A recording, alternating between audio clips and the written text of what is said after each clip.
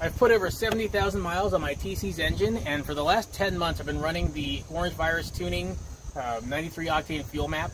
So I'm going to go ahead and take the spark plugs out and inspect them before I go down to the beach. And actually I'm going to go ahead and just throw some new ones in at this point as well. The interval maintenance for them are normally 120,000 miles, although I've read that some people have been doing theirs at 50 and 60,000 and noticing a difference. I'm also just kind of curious. So this is kind of an experiment, so I'm going to go ahead and just put some new ones in and see if it does affect at least my miles per gallon on the car. Roughly getting 25 miles a gallon on my manual transmission here. The tools that we're going to need today are a socket wrench with a 10mm socket, a long extension, a spark plug socket, make sure it's got the rubber boot inside, a torque wrench. I don't trust doing the whole hand tighten and then turn. I have actually stripped a bolt, or actually the valve cover on my previous car just by doing the whole turn it and then give it a quarter turn. Electrical tape, you're going to want to take that and wrap it around the top of the socket and the extension when you're reinstalling spark plugs, because it'll help prevent the dreaded socket popping off the extension issue that happens almost every time I do spark plugs. Dielectric grease, you're going to take a Q-tip and put it inside of the boot so that it'll help keep moisture out from the boot and the top of the spark plug. A spark plug gapping tool, just to make sure that all the gappings are correct. Even if you're installing brand new spark plugs, they should all be gapped at 0.044, but you want to make sure that they are actually gapped that way before you put them in. And of course, new spark plugs. These are NGK Laser Iridiums, ILR5T11, stock number 96779, comes in this handy 4-pack. If you have a cover for your engine, go ahead and take it off and then start cleaning the top of here. Just get any loose dirt off of here as much as possible, and then come in with a can of air to get the remainder. You don't want to have anything fall down inside when you take the ignition packs off of here. So just make sure you clean it well. If you have trouble getting your engine cover off and you have a strut bar, I find that just taking a 14mm ratcheting wrench and just removing the nuts from the strut bar here is enough that you can just lift this up a little bit to get the engine cover off will help. Once you have the engine nice and clean, go ahead and start disconnecting the harnesses off of the tops of the coil packs. And then come in with your 10mm socket and just go ahead and remove all 4 of these bolts here that are holding these in. So you can probably just loosen them up and then remove them by hand.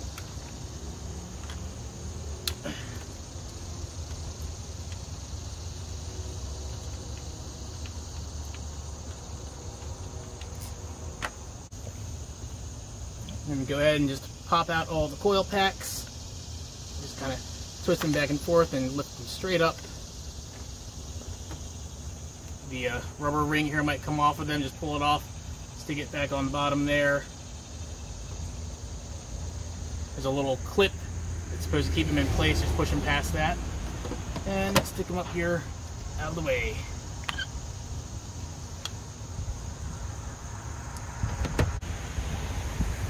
Now we're going to take our extension and socket and just put it in here over top of the spark plug. And it's going to be a tight little fit because of that rubber, but just kind of start unscrewing it and it'll pop into place, and then it should start coming out.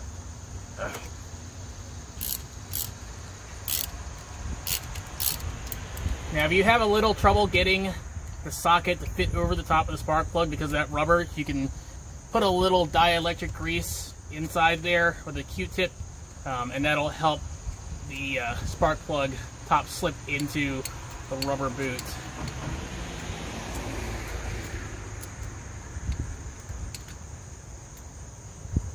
There you go.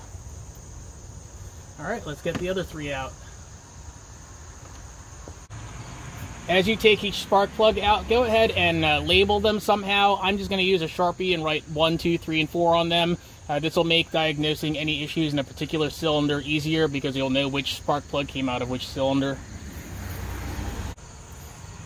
I did my visual inspection, and my spark plugs look pretty normal, just normal wear and tear, no signs of detonation or fouling or excessive carbon deposits on them, so that's good.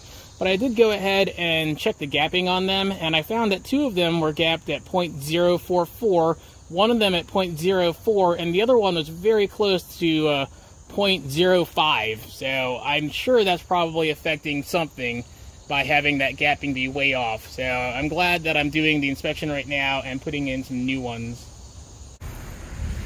Here's the new spark plug. I'm glad that I went ahead and checked the gapping on them because one of them was way off. It was really open. If you have that happen, you can just very carefully take a hammer and lightly just tap it a couple of times and then re-measure the gapping on there to make sure it's correct. If you accidentally tap it too much, these usually come with a gapping widening tool where you just basically put it here and then pull it up, and be very gentle because just a little bit of pressure will open up that gap way more than you think it will. Also, be careful not to accidentally damage the iridium tip here. Time to install the new plugs. So as you can see, I took some electrical tape and I wrapped it around here. You don't need a whole lot. Just make sure you overlap about half the tape each time that you do it. That way this will keep this from coming off. Be very careful when you insert the spark plugs. You don't want to accidentally bump the head here and adjust the gap, so make sure that you carefully put it in centered. And then just go ahead and tighten them by hand.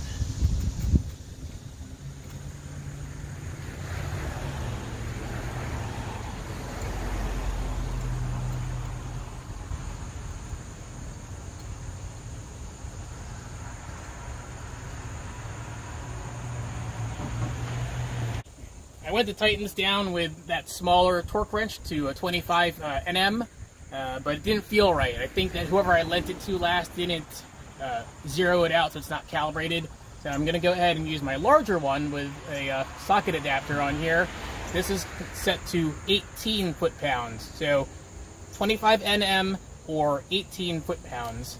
So I've already tightened it down properly now, but you'll hear it click generally. So that way I know that it's torqued properly. And if I go ahead and pull the socket out, you'll see that it remains on here because of the electrical tape.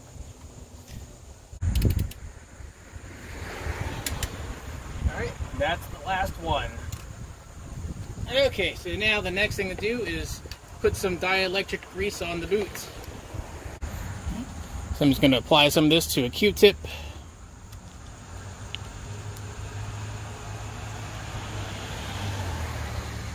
And then apply it to the inside of here. And this will help seal this so that, like I said, moisture will not get in here. Okay, these are all greased up, so we're going to go ahead and reinstall all the coil packs back into here.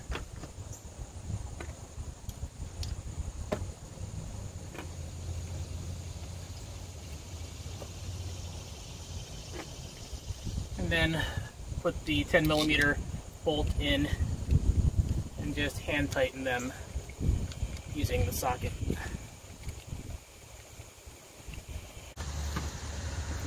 These bolts should be tightened down to 10 Nm or 7 foot-pounds.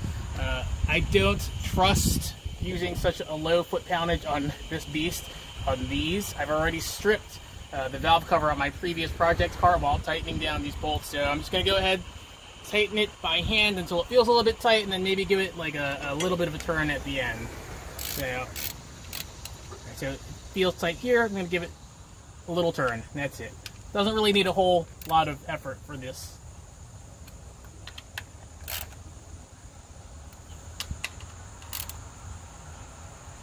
There you go. Go ahead and reconnect the harnesses on each one.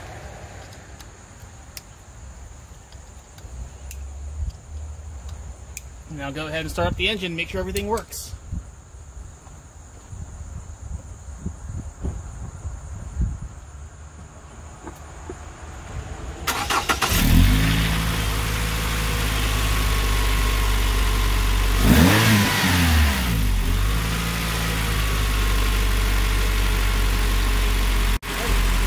Looks good.